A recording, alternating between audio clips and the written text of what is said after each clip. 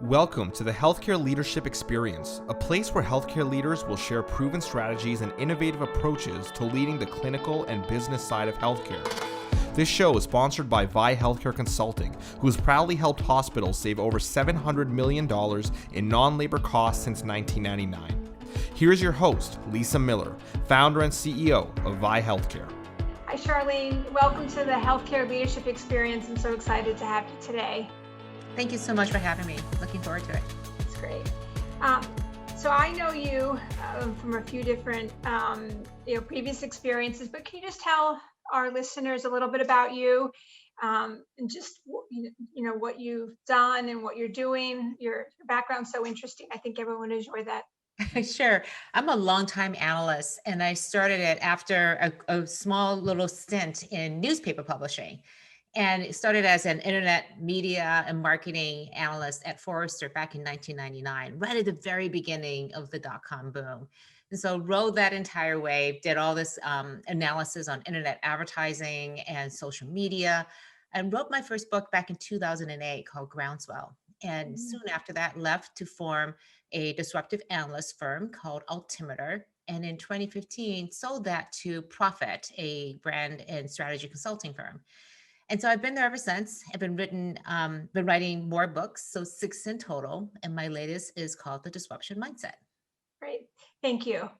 And that's what we really want to talk about today. Healthcare and hospitals are going through so much disruption. And,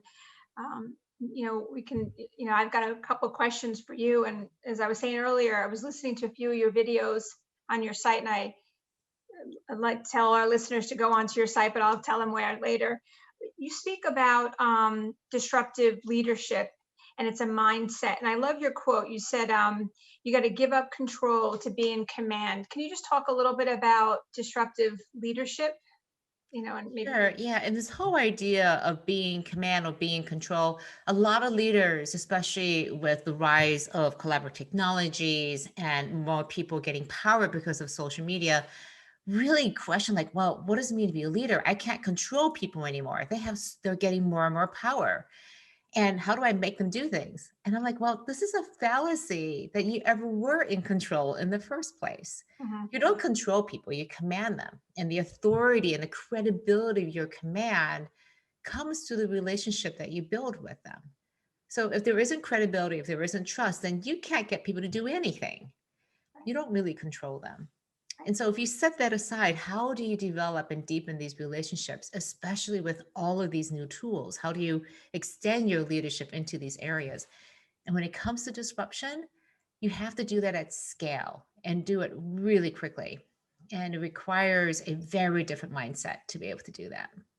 So I'm going to jump to a question I had later, but it leads me into, you talk about the differences between disruption and innovation. And I love how you do that analysis. And I think that was a good segue. We talk a lot about innovation. Can you talk about how you compare and contrast, or really? Sure. I mean, innovation is something that we think we all should do, but we like innovation to be packaged up into a nice, tidy bundle with a bow. And you hand it to somebody like, okay, let's go be innovative. But it's going to be straightforward. It's going to come in on time and on budget, and we're not going to be feeling any stress. And I think that's a false promise. Any sort of innovation that's worthwhile is going to feel disruptive because it's going to cause you to move from your status quo into a new space. And anytime you're going through that transition, it's going to be hard. You're learning to do new things, establish new relationships. And so what happens when you're in an innovation frame of mind, you move forward and you're like, okay, this is great. This is easy. And then you come to the first obstacle, like, whoa, wait, that wasn't in the cards here. So let's go back to safety. Let's go back to our comfort zone. And you don't push forward. Versus if you know you're going to be disrupted, you're going to be disruptive. You're prepared for that tough journey ahead. And you're ready for that obstacle. You've planned for it. You've made all the priorities and investments to be able to work around that obstacle. And you forge forward. That's the key difference. I really think that that's something that I would imagine that hospital leaders or healthcare leaders would really be thinking about now. I mean, you talk about it, that it's honest, it's painful, but it's about growth and change. But you're right, innovation's tidy, but disruptions it's not so tidy. No. And whenever we talk about disruption, people go, well, that's such a negative word. Can we just avoid disruption and not have to do that because it feels really uncomfortable? I go, that's the entire point. The point here is that we be honest with ourselves and with each other, that this is going to be hard, but it's worth it. It's worth it for the patients. We want patient outcomes to improve. We're not going to get there by taking the easy, slow, comfortable path.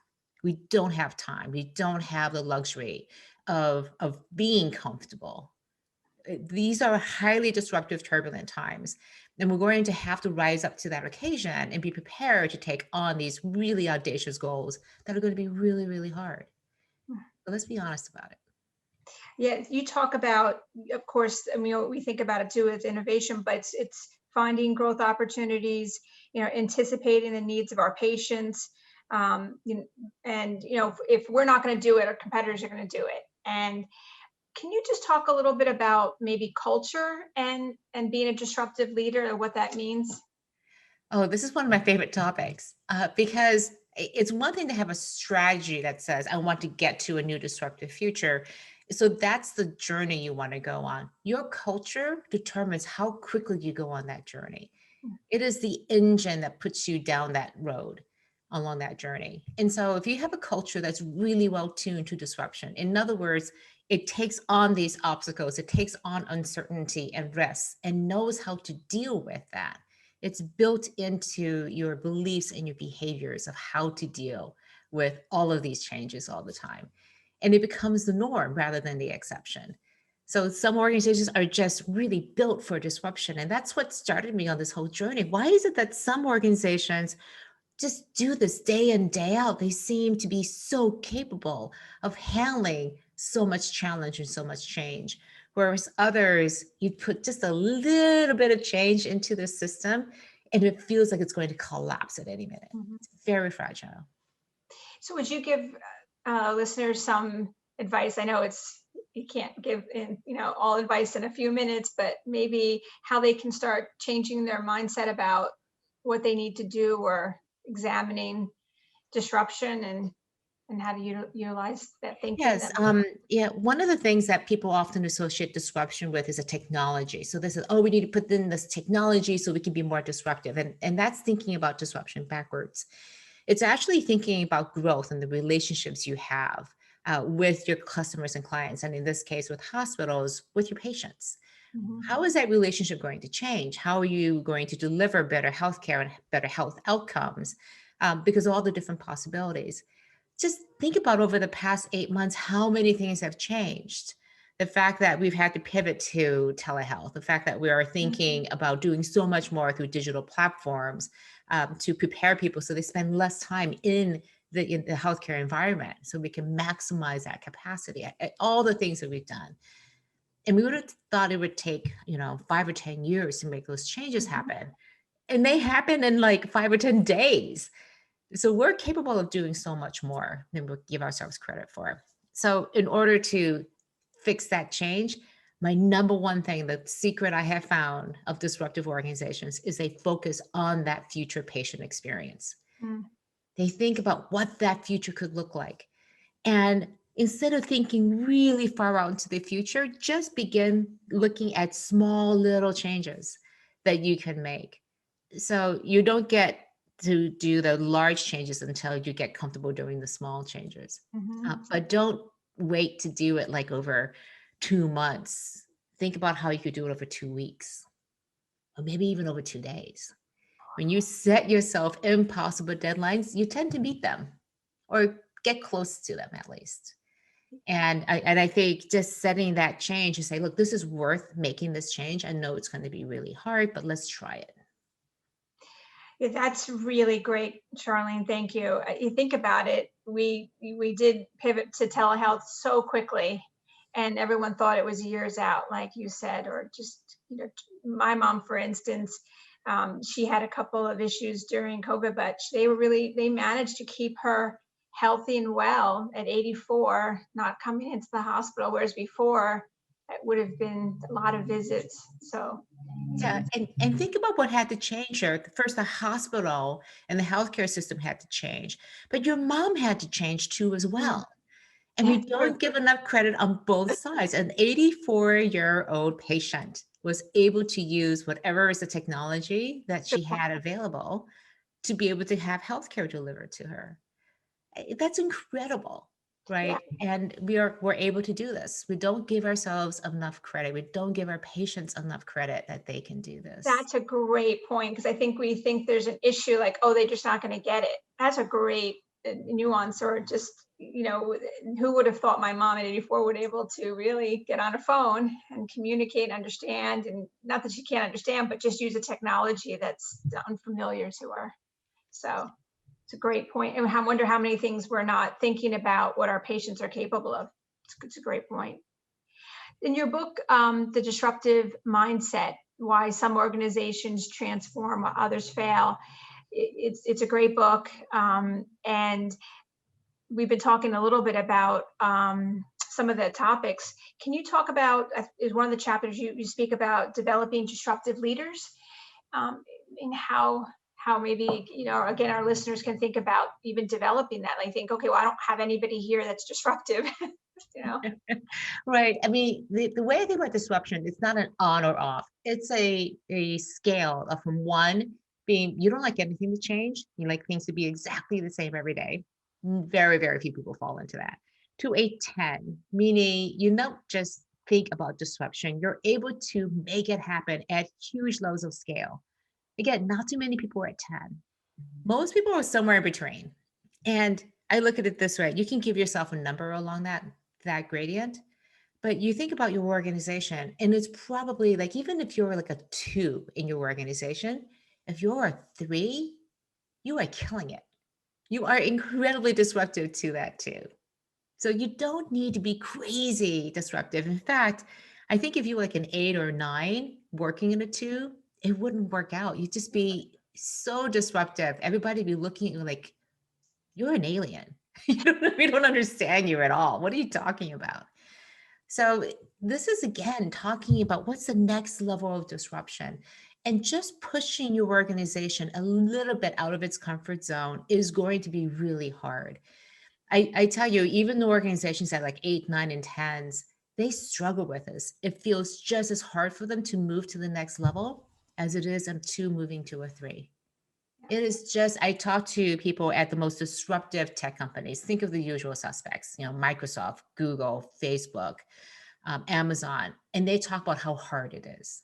It's just hard moving to the next level, no matter what level you're at. Yeah, that's yeah, it's something to think about because I think, like you said earlier, it's out of our comfort zone. And you talk a little bit about living outside your comfort zone, and we all have to do that. And I'm doing that in lots of different ways. But there's so much learning, and that's where the growth is, right? Outside their comfort zone, doing things differently. Right. And just getting your team more comfortable with that, and trusting them too. I would imagine that trust is important. That's a huge part about being a disruptive leader. I talk about in the book about creating followership. It's an old concept. It's the flip side of leadership. Followership is the relationship you create with your followers. And it could be defined as more like they're sheep in the fact that you give them an order and they follow you without ever questioning. But really a true effective follower is somebody who you see as a partner, and they may actually be better at something than you are. So you rely on them. You're putting the power, you're giving them and telling them you have the agency to be able to make these decisions. The accountability flows to you. You have that power. You came into the organization with that power.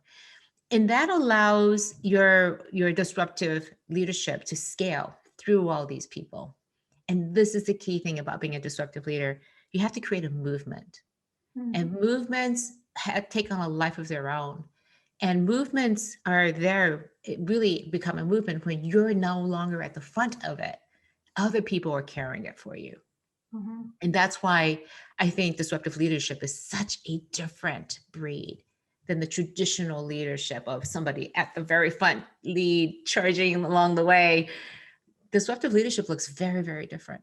You talk about big gulp moments, and you talked about a little bit earlier, but just maybe you need some smaller gulp moments. But I would think that it was in a hospital. There would have to be or could be different departments with those big gulp moments. And can you just talk a little bit about that? Because I found it really interesting. How you talk about that like a movement, but in that Yeah. concept. I'll tell you a hospital that I worked with recently. They had this model, this belief of do no harm, which is of course a beautiful universal belief when it comes to medicine and healthcare. Do no harm, but that belief had morphed into not just do no harm, never take any risks that could potentially create harm. And so nothing was changing. Nothing was taking on a risk. Anybody could at any point pull out do no harm to squash any sort of innovation because it was scary. It might not work. It wasn't going to be perfect. And what I reinforced with them was do no harm doesn't mean be perfect. Our patients don't expect us to be perfect. It's healthcare. If we were to be perfect, you would never, ever treat anybody. We would never go in and make those calls, that we have to make the calls for people, making our best judgment to guarantee the best outcomes. So when you take that philosophy, one of the hardest things they had to do was to back away from that. And that was a big gulp moment for them when they sat around and said, we're not going to use this as an excuse anymore. We're looking at this new initiative and we're extremely uncomfortable with it. But when we do the analysis, think about this is the right thing to do for our patients. And we're incredibly nervous about it. So they literally held their hands, looked into each other's eyes and go, are we ready to take the big gulp and make this decision? It may not work out, but we are doing the best that we can around this. And I think that so many hospitals made so many of those big gulp decisions this past spring and continue to this very day. We're constantly having to make those trade-offs. They're not perfect, but we make them. And so that's exactly that same mindset you want to take to any sort of disruptive leadership. It's not going to be perfect. It's going to be messy, but we're doing this with the best of intentions and with great care and with a lot of research and thought. And in the end, we're being asked to take that leadership moment, make the decision, make the call. Yeah, absolutely. So as we wrap up, I think earlier this year, you had a video that I was really great. I encourage anyone to, I'll provide the link later, but you talk about a manifesto. And, can you talk a little bit about why a manifesto is so important, or even how a hospital, it might be that moving beyond a mission statement, why a manifesto might be, really a really good idea for a hospital to. Yeah, I love manifestos because they expand on that mission statement. A mission statement is like a nice pithy sentence that captures everything. And so it's nice, but very few people can repeat it word for word. And what does it really mean? And manifesto really breaks it down to say, this is the way the world is today. And we think it needs to change. This is the future we want to create. And the manifesto describes in detail, emotional detail, about why it's so important for this world to come and how we're going to do it. So it's a manifesto. It's a statement of your beliefs and your statement of how we're going to make those beliefs come to life.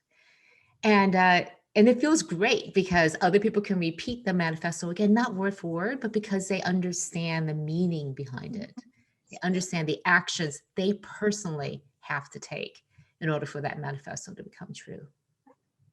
So as you know, I love your work and I really appreciate you coming on and, talking with me today. Is there anything that I missed or something else that you'd like to share? I mean, you have such so much depth and breadth. And is there anything else that you'd like to talk about, Charlene? Yes, what I would, again, encourage you to take those small little steps, but also do this very important thing, which is at the very beginning, figure out where your edge is. Like figure out what's the very edge of how far you could go. We all experienced that edge back in March. We were pushed to the very edges of our capabilities and we turned out okay. And that should be giving us confidence that we can go to that edge. But you don't know where that edge is unless you go look at it and look over that edge and you go, oh man, that is crazy. That's insane. That's too much. And then you take one step back from that edge and don't retreat from that. Stay at the very edge. Don't go back to your comfort zone. And know this is the very edge of what you are capable, what your organization is capable of doing. But at the same time, you know you're on safe ground. You know you're there supporting each other. But stay at that edge. Don't back away from it. Yeah, No matter how scary it's going to be. But you know you're on safe ground. this is great advice. Thank you, Charlene. It was great having you again on the show today. I'm going to let our listeners know how to get in touch with you and how you could work with them in different ways, just, speaking and providing some coaching and consulting work. And we'll get everybody that information. And again, it's Charlene Li, charleneli.com. And thank you again. It was really Thank you so much for having me. Thank you for listening to this episode of the Healthcare Leadership Experience. If you enjoyed today's show, please leave us a review. Your reviews help other healthcare leaders find this podcast and see the value that it provides. If you're a healthcare leader who would like to be on the show, or if you'd like to listen to more episodes and view our show notes and resources, please visit us at thehealthcareleadershipexperience.com. Thank you for listening, and we'll see you again next week.